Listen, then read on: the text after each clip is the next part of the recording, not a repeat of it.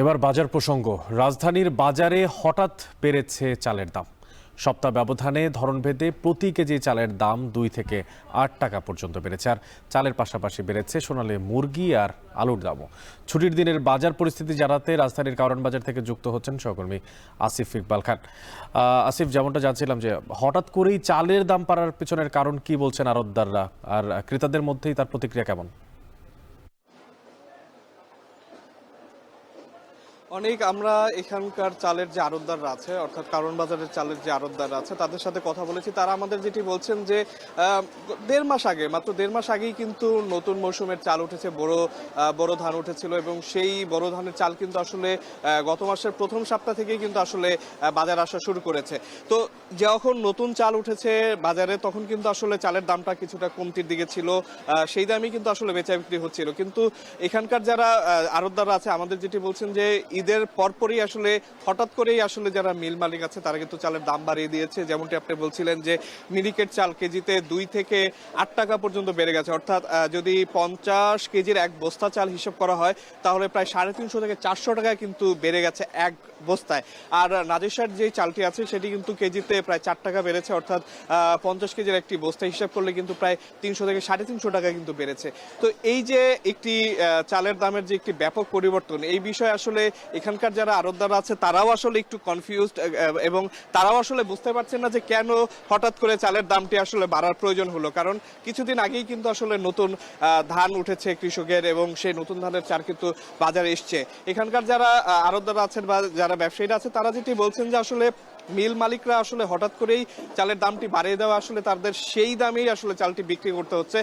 তাদের যে লভ্যাংশটি আছে সেটি রেখেই তাদের আসলে মিল মালিকদের নির্ধারিত চালের যে মূল্যটি আছে সেই মূল্যতে তাদের বিক্রি করতে হচ্ছে। আর আমরা ক্রেতাদের সাথে যেটি কথা বলে জানতে পেরেছি তারা বলছেন যে প্রত্যেক কিছুদিন পরপরই যে হঠাৎ করেই এক একটি পণ্যের দাম বেড়ে যায় সেটি কিন্তু আসলে তাদের ক্রয় ক্ষমতার ব্যাপকভাবে প্রভাব বিস্তার করে। কারণ তাদের কিন্তু যেই ইনকাম বা যে আয়টি সেটি কিন্তু সীমিত।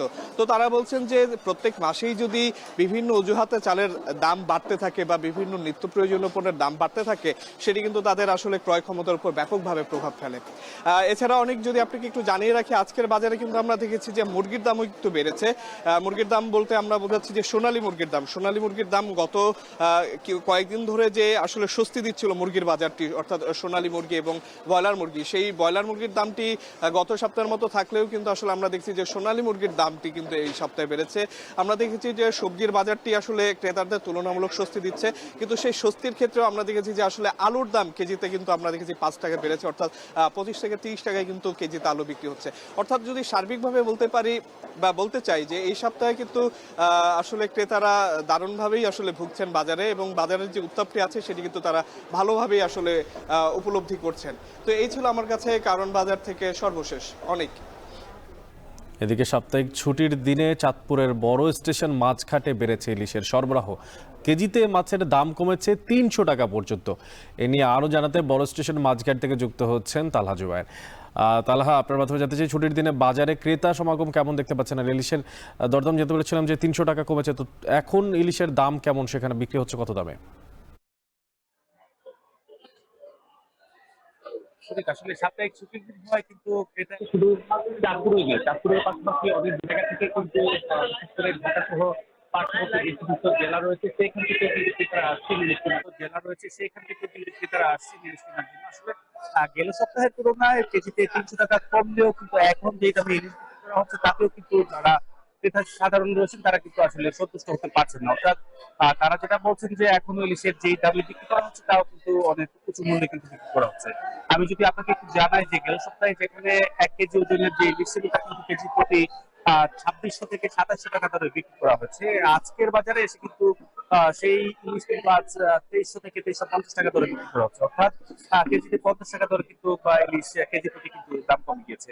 তাছাড়া মাঝারি মানের যে ইলিশ রয়েছে 700 কিংবা 800 গ্রাম ওজনের ইলিশ তাও কিন্তু কেজি প্রতি 1800 থেকে 1900 টাকা দরে বিক্রি করা হচ্ছে। এবং ছোট সাইজের অর্থাৎ জাটকার চেয়ে কিছুটা বড় সাইজের ইলিশ, সেই সমস্ত ইলিশ কিন্তু বিক্রি করা হচ্ছে 1000 থেকে 50 টাকা করে। অর্থাৎ যেটা বলছেন আসলে যারা ব্যবসায়ী রয়েছেন তারা বলছেন যে বাজারে কিন্তু এখন বড় সাইজের ইলিশটাই কিন্তু বেশি আসছে, বিশেষ করে সমুদ্রে যেই মাছ ধরার উপরে নিষেধাজ্ঞা ছিল সেই নিষেধাজ্ঞা শেষ হওয়ার পর থেকে কিন্তু উপকূলীয় অঞ্চলের পাশাপাশি যেই সমুদ্রে ধরা পড়া মাছও কিন্তু আসতে শুরু করেছে এবং তারা প্রত্যাশা করছেন যে যত বেশি ইলিশের আমদানি এই বাজারে হবে এবং স্থানীয় যে পদ্মা মেঘনা নদী রয়েছে সেখানে যদি জেলেদের জালে ইলিশের কাঙ্ক্ষিত দেখা পায় তাহলে কিন্তু আসলে সরবরাহ বাড়বে এবং সরবরাহ বাড়লে কিন্তু আগামীতে কিন্তু ইলিশের দাম আরো কমবে বলে কিন্তু তারা প্রত্যাশা করছেন। এছাড়া আসলে আমি কথা বলেছিলাম বেশ কয়েকজন ক্রেতার সাথে, তারা যেটা বলছে যে আসলে গেল সপ্তাহের তুলনায় কেজি প্রতি ইলিশের দাম কমলে কিন্তু এখনো যেই দামে ইলিশ